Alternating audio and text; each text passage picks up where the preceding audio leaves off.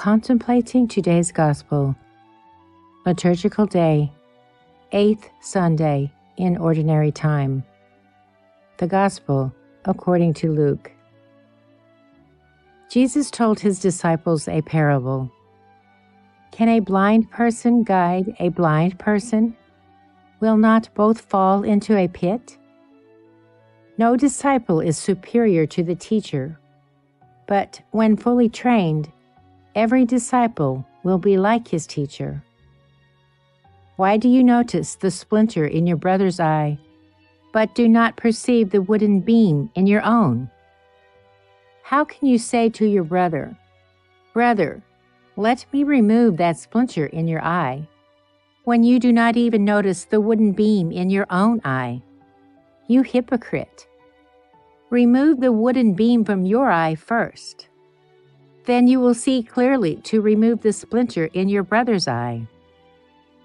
A good tree does not bear rotten fruit, nor does a rotten tree bear good fruit. For every tree is known by its own fruit. For people do not pick figs from thorn bushes, nor do they gather grapes from brambles.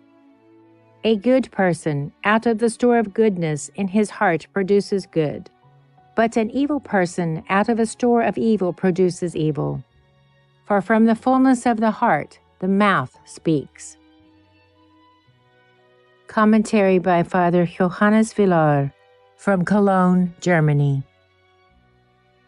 A good person out of the store of goodness in his heart produces good.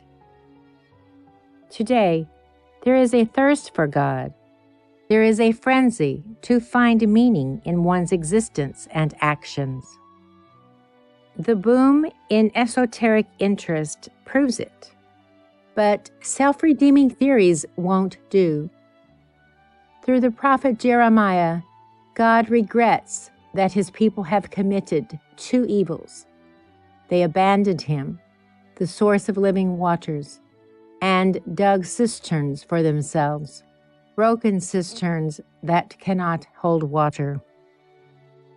There are those who wander between pseudo-philosophies and pseudo-religions, the blind leading the blind, until discouraged, like St. Augustine, with their own effort and the grace of God, they convert, because they discover the coherence and transcendence of revealed faith. In the words of St. Josemaria Escriva, people have a flat, grounded, two-dimensional view. When you live a supernatural life, you will obtain from God the third dimension, height, and with it relief, weight, and volume. Benedict XVI illuminated many aspects of the faith with scientific texts and pastoral texts full of suggestions, such as his Jesus of Nazareth trilogy. I have observed how many non-Catholics orient themselves to his teachings, and those of St. John Paul II. This is not accidental, for there is no good tree that bears rotten fruit. There is no rotten tree that bears good fruit.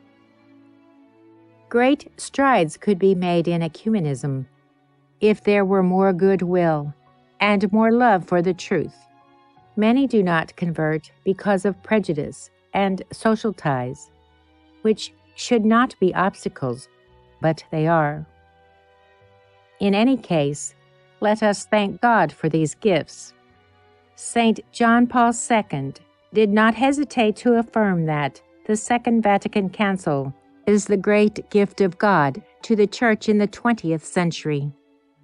And let us pray for unity, the great intention of Jesus Christ, for which he himself prayed at his Last Supper.